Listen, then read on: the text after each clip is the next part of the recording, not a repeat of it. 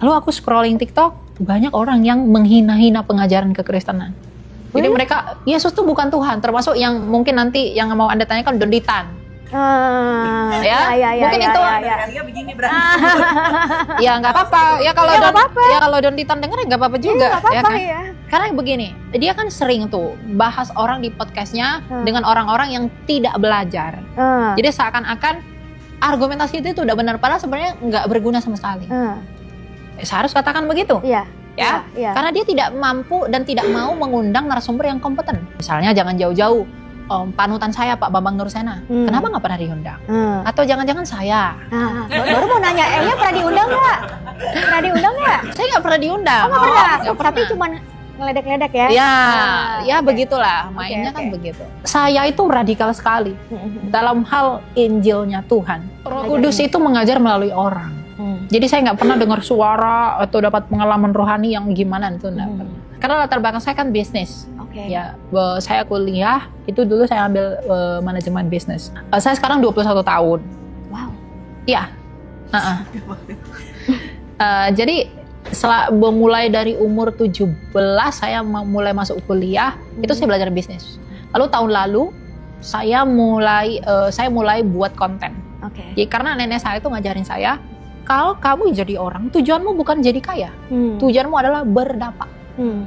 Kamu tujuanmu bukan untuk menjadi orang yang di atas, tapi tujuanmu adalah orang yang berdampak buat orang. Nah, karena aku latar belakang bisnis, aku literasi orang tentang keuangan, investasi, pasar modal. Karena dulu aku berprestasi di bidang itu. Ya. Nah, aku mulai masuk TikTok tuh, literasi orang tentang itu. Lalu kemudian ada yang nonton tuh, tapi nggak banyak. Ya. Lalu aku scrolling TikTok, banyak orang yang menghina-hina pengajaran kekristenan. Jadi mereka, Yesus tuh bukan Tuhan, termasuk yang mungkin nanti yang mau Anda tanyakan Donditan. Mungkin itu. Begini berarti. Ya nggak apa-apa. Ya kalau Donditan denger ya nggak apa-apa juga. Karena begini, dia kan sering tuh bahas orang di podcastnya dengan orang-orang yang tidak belajar. Jadi seakan-akan argumentasi itu udah benar, padahal sebenarnya nggak berguna sama sekali. Saya harus katakan begitu. Karena dia tidak mampu dan tidak mau mengundang narasumber yang kompeten. Misalnya jangan jauh-jauh, panutan saya Pak Bambang Nursena, kenapa nggak pernah diundang? Atau jangan-jangan saya? Baru mau nanya, Enya pernah diundang nggak? Pernah diundang nggak? Saya nggak pernah diundang. Nggak pernah. Tapi cuma ngeledek-ledek ya? Ya begitulah, mainnya kan begitu. Tuh kan dia banyak tuh, Jesslyn, orang-orang yang mengaku mualaf yang cerdas-cerdas itu, ya mereka bilang mengakunya cerdas gitu kan. Oh, Yesus tuh bukan Tuhan, Yesus itu hanya nabi. Alkitab tuh sudah dirubah, sudah dipalsukan, Yesus tidak tersalib dan lain sebagainya. Saya dulu jujur saja, saya nggak terima dengan itu bukan karena saya sudah mengerti Tuhan, tapi karena ego. Agama saya nih diginiin.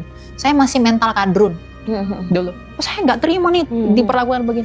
Maka saya saat itu juga saya hapus konten saya tentang keuangan dan lain sebagainya. Saya ganti profil dan nama saya. Lalu kemudian saya buat video saya malam itu juga belajar tentang Tritunggal. Wow. Malam itu juga. Malam itu saya belajar Tritunggal, saya langsung buat video malam itu juga. Besoknya video saya langsung ditonton 30.000 orang.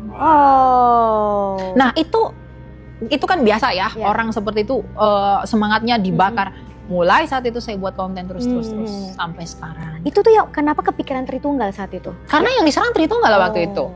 Tuhan kalian tuh 3. Mana yang Bapak, mana yang anak. 3 dalam 1, 1 dalam 3. Tuh biasa yang sering familiar ya. 1 dalam 3, 3 dalam 1. Nah, waktu itu saya juga masih gelabakan buat menjawab itu karena saya belum belajar. Tapi lama-lama proses itu mematangkan kita dalam berargumen. Sampai sekarang saya melayani. Mungkin di sini biar penonton juga tahu ya, apa sih sebenarnya Tritunggal? Tritunggal itu berbicara tentang Allah yang esa. Allah yang esa itu adalah Sang Bapa. 1 Korintus 8:6. Bagi kita hanya ada satu Allah, yaitu Sang Bapa dan satu Tuhan, yaitu Yesus. Jadi Tritunggal itu tidak pernah berurusan seperti fitnah orang-orang abad ke-7. Anda tahu maksud saya?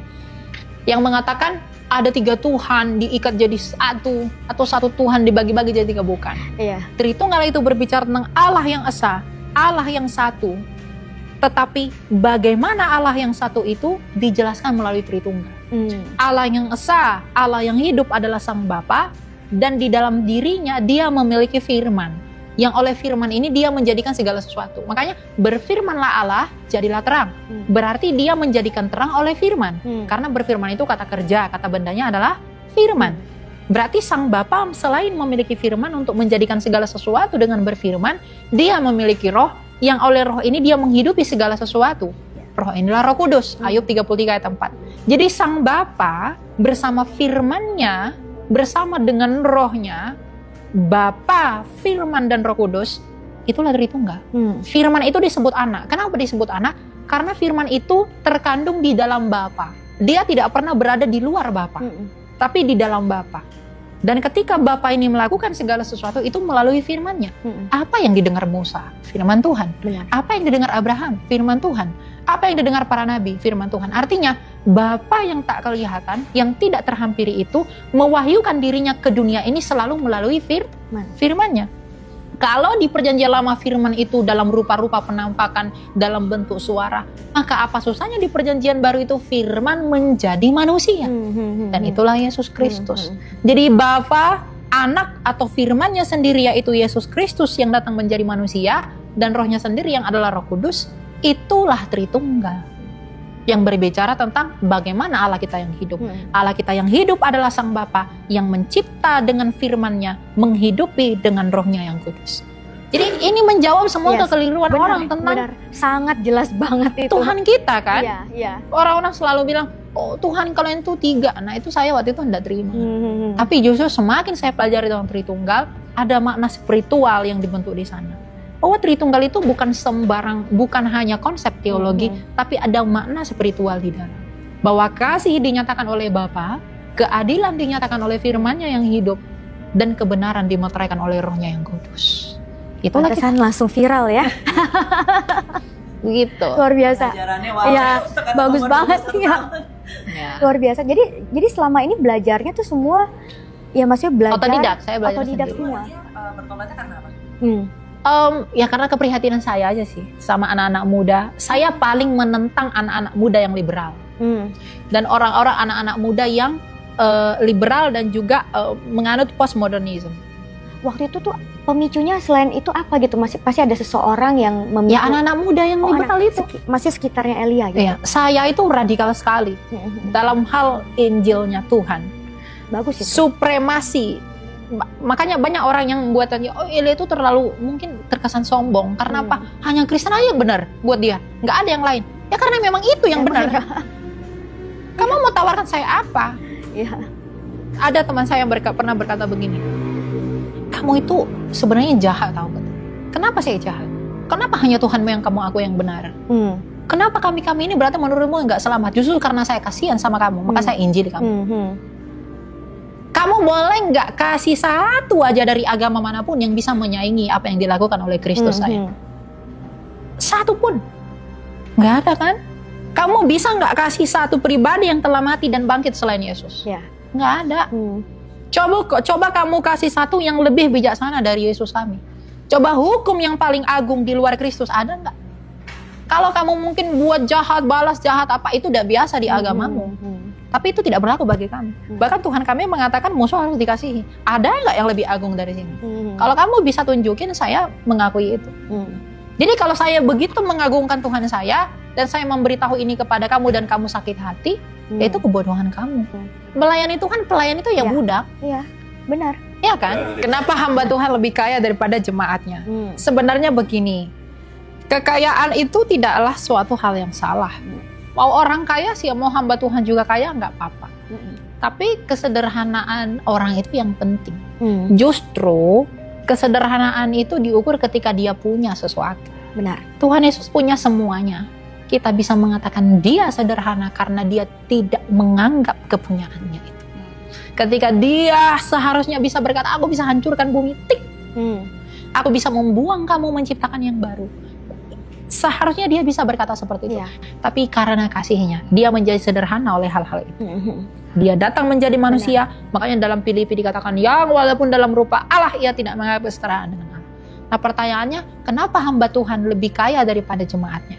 Kalau mereka kaya, ya silakan saja. Tapi gaya hidup yang hedon, pamer, ya kan, mereka pergi jalan-jalan ke sini, apa pamer posting, apa segala macam. Itu kan menyandung jemaat-jemaat yang tidak dapat makan, masih susah makan misalnya begitu. Iya. Ya itu yang nggak boleh. Kalau saya personally nggak senangnya tuh kalau udah kayak begitu, gaya hedonnya ditunjukin terus pakai ayat-ayat di bawahnya itu membenarkan tuh. Ya. Kayaknya munafik sekali ya gitu ya. Ya. Tapi Ya saya tidak itu salah atau enggak sih? Saya juga bingung gitu. Itu salah. Jadi begini, orientasi atau tujuan manusia untuk hidup di dunia ini bukan untuk kemakmuran hidup. Makanya Injil kemakmuran adalah Injil yang paling bodoh sepanjang sejarah. Jadi orang-orang yang menganut Injil atau teologi kemakmuran itu sedang di dalam pengawalan serigala yang buas. Makanya kalau misalnya populer sekali. Gembalanya ngomongnya kemakmuran, berkat kemakmuran mulu, tinggal udah. Gereja itu adalah tempat di mana dosa kita ditelanjangi. Kalau itu malah ditutupi, kemudian diajarkan ikut Tuhan, kamu pasti diberkati, kamu pasti, Tuhan nggak pernah menjanjikan pasti begitu. Yeah. Lalu kamu siapa? Kamu pasti begini, kamu pasti begini, kamu pasti begini. Nah, itu mulai tidak sehat. Yang ada kita harus pikul salib ya. Harus begitu. Ya, tiap hari. Ya, jadi apakah hamba Tuhan boleh kaya? Boleh-boleh saja. Tapi dia memanfaatkan karena gini, kekayaannya itu pun bisa didapatkan karena kasih jemaatnya. Tapi apakah dia menggunakan kekayaannya itu untuk menolong sesamanya? Dia kan tentu sudah punya hikmat ya. Harusnya uang yang digunakan untuk membeli barang yang seperti apa misalnya bisa dipergunakan untuk apa. Memang itu haknya dia. Tapi kasihnya dan nuraninya harusnya menuntun dia untuk berbuat yang lebih berdampak bagi kemuliaan Allah, bukan untuk kesenangan dirinya. Apalagi dengan kalau kita tahu tentang buah-buah roh kan harusnya kita harus punya self control. Iya, penguasaan diri dan lain sebagainya. Gitu. Jadi kekayaan itu tidak salah, tapi bagaimana kita menggunakan itu dan mendapatkan itu yang penting untuk diketahui. Karena dari ketika orang punya sesuatu, disitulah kesederhanaannya diuji. Benar. Kalau dia nggak punya apa-apa, gimana dia bisa dikatakan sederhana? Orang yang mengatakan ketika kamu memberi kamu akan diberkati, kamu akan lebih banyak mendapatkan. Ketika langit dibuka. Ya. Memang ada ayat Alkitab yang berkata orang akan menuai sebanyak apa yang dia tabur. Ya, itu benar ya. Tapi itu benar. Tetapi begini, apa pentingnya kamu memberi kepada Tuhan lalu kamu berharap lebih banyak sedangkan kamu mengembalikan apa yang sebenarnya bukan milikmu? Yang namanya itu kan tidak sopan ya. Iya. Saya mendapatkan semua yang di tangan saya itu kan atas perkenanan Tuhan. Benar. Ingat loh, tidak semua Tuhan izinkan orang yang memperoleh segala sesuatu belum tentu dia izinkan untuk menikmatinya. Banyak orang punya banyak duit, banyak babu, dan lain sebagainya, tapi belum tentu ya Tuhan izinkan menikmatinya. Jadi semuanya adalah memang anugerah Tuhan. Jadi kalau kamu memberi, jadi ketika pendeta berkata seperti itu, lalu orang berbondong-bondong dengan maksud yang sama, dia memberi semuanya kepada pendeta dengan harapan pendetanya kenyang, dianya tidak kenyang. Nah itu kalau kayak gitu salahnya pendetanya atau jemaatnya tuh? Ya itu salah pendetanya. Ya, dia menuntun jemaatnya untuk memberi kepada pendetanya dengan motivasi yang salah. Benar. Padahal prinsip memberi itu 2 Korintus 9 ayat 7, berilah menurut kerelaan hatimu, bukan dengan paksaan, bukan dengan motivasi yang lain-lain. Benar. Jadi siapapun memberi, silakan dia memberi menurut takarannya kepada Allah sesuai dengan apa yang dituntun oleh hati nuraninya. Berarti selama ini nih jemaat banyak yang dibodoh-bodohi. Ya? Jadi ketika kamu harus beri sekian, kamu dilipat gandakan apa segala macam, dia tidak diajarkan prinsip memberi yang benar. Karena memberi itu adalah kesadaran kamu sejauh mana syukurmu kepada Allah. Kalau kamu memberi dengan berharap banyak kembali, itu berarti kamu tidak mencintai Kristus. Tapi kamu mencintai apa yang kamu punya agar kamu berharap lebih banyak lagi dapatnya. Tapi kalau kamu memberi banyak buat Kristus karena kamu tahu bahwa dia telah berkorban bagi kamu, itulah cinta yang sejati. Sebagaimana Allah Sang Bapa telah memberikan putranya yang adalah kekayaannya yang terbesar kepada dunia ini sebagai tanda cintanya. Maka kita pun harusnya begitu. Persembahan yang hidup adalah hidup kita. Penyembahan yang hidup adalah hidup kita. Roma 12. Benar. Tuhan untuk tubuh dan tubuh untuk Tuhan. Itu harusnya yang benar. Dan kita harus berproses menuju itu. Bahkan saya pun, ucapan itu berlaku buat saya juga. Itu mengevaluasi saya, bagaimana saya melayani Tuhan, apa sebenarnya motivasi saya melayani Tuhan. Kita harus berkaca seperti itu. Agar jangan orang lain kita lihat kesalahannya, kita sendiri nggak tahu kesalahan kita apa. Itu yang makanya dibilangin jangan yang ada balok tuh. Balok di mata orang, sedangkan balok di matamu tidak kamu. Itu memang penting. Semua pelayan Tuhan itu harus mengevaluasi dirinya sendiri.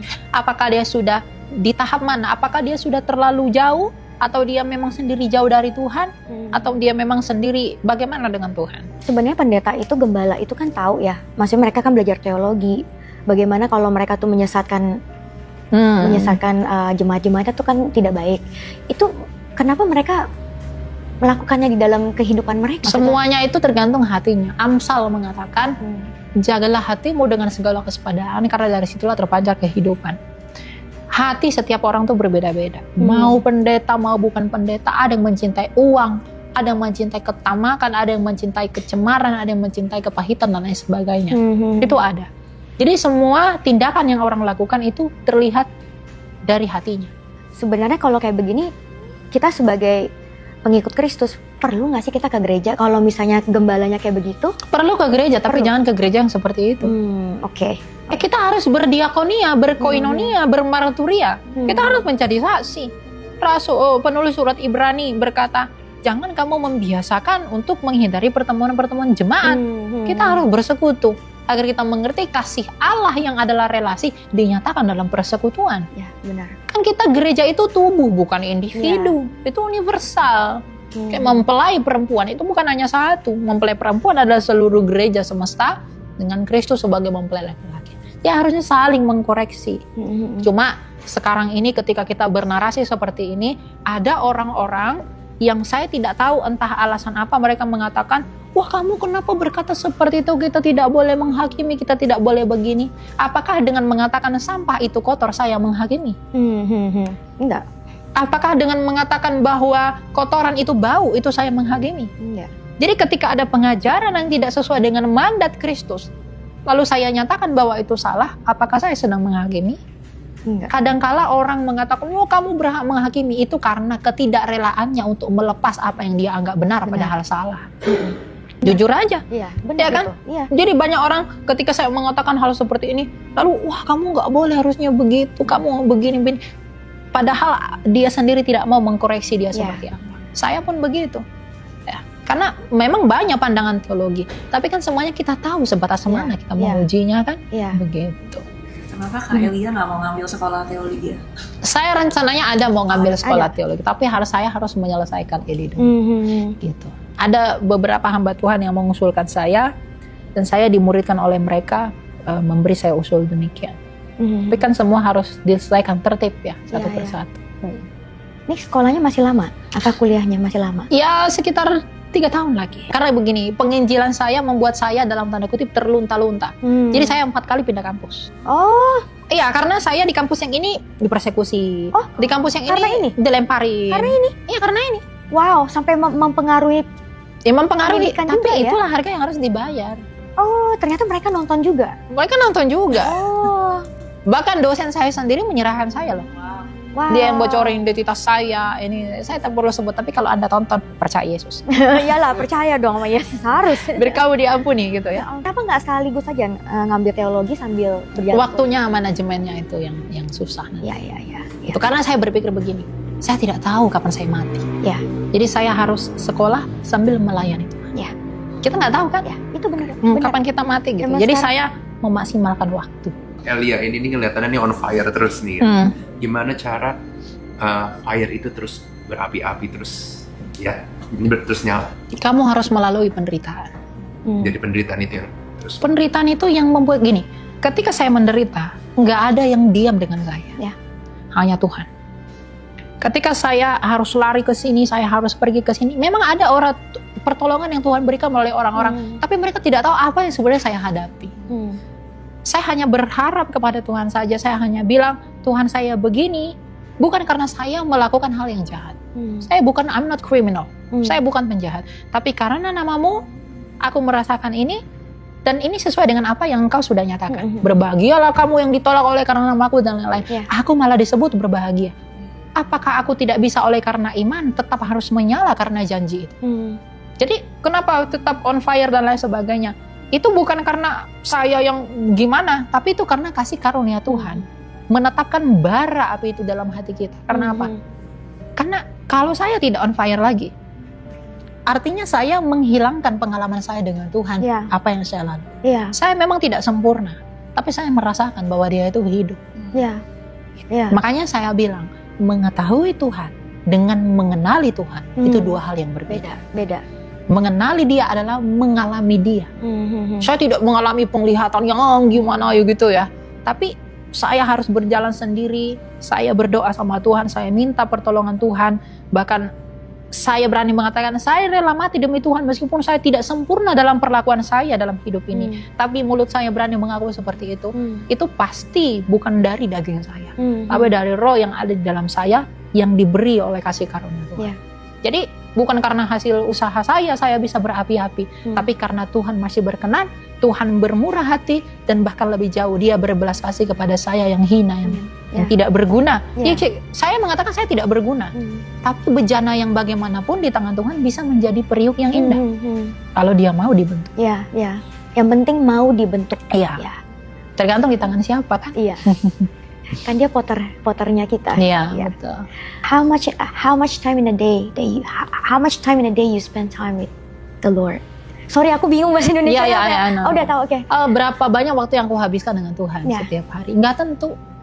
Karena saya begini, kadang saya tiduran aja gitu kan, saya scroll TikTok, lihat orang yang membara, berapi-api, tapi semangatnya melawan Yesus. Saya bisa nangis 2 jam.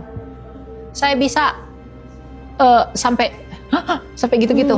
Karena aduh kasihan banget nih orang gitu. Kadang saya melihat hal yang sedikit menyentuh aja, saya jujur aja sama Tuhan. Kadang saya berdoa tuh sambil tiduran, tapi saya sambil menangis. Saya nggak tahu, saya selalu menangis. Karena mungkin Elia merasakan apa yang Tuhan rasakan.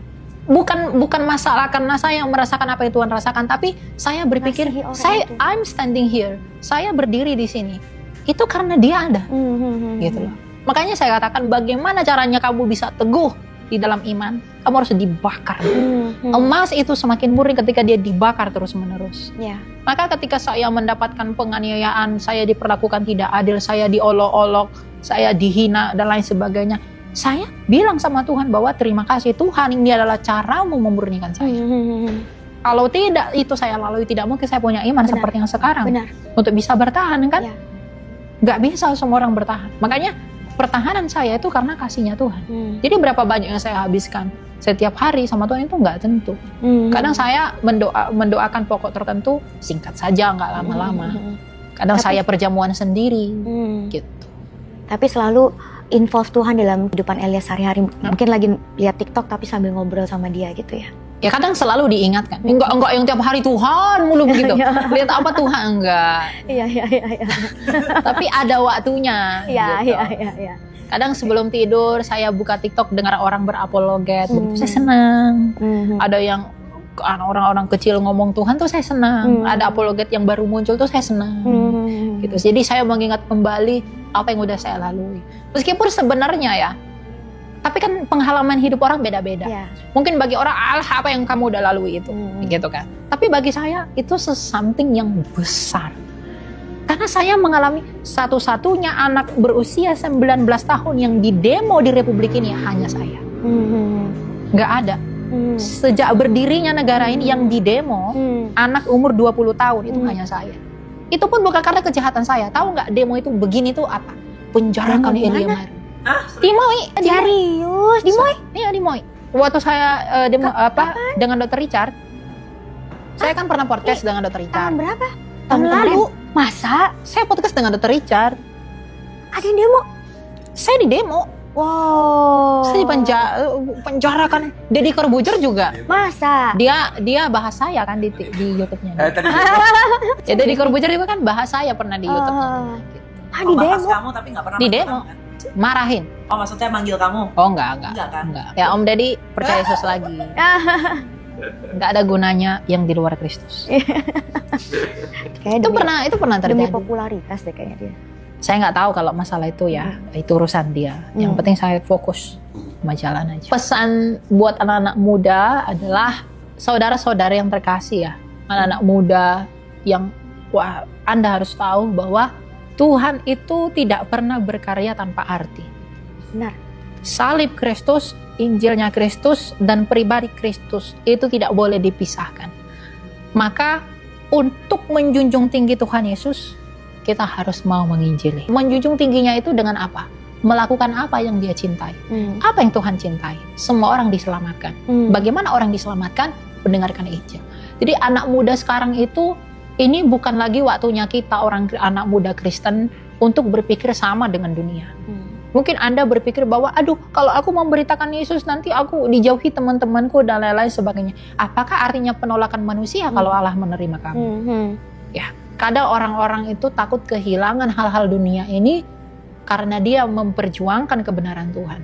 Tapi satu hal yang pasti, ketika kamu berada di gerbang kematian, ketika kamu berada di gerbang kuburan, ketika kamu hampir di dalam detik-detik kematianmu dan kamu melihat ke belakang apa yang kamu lakukan, bukankah semuanya itu sia-sia? Ya.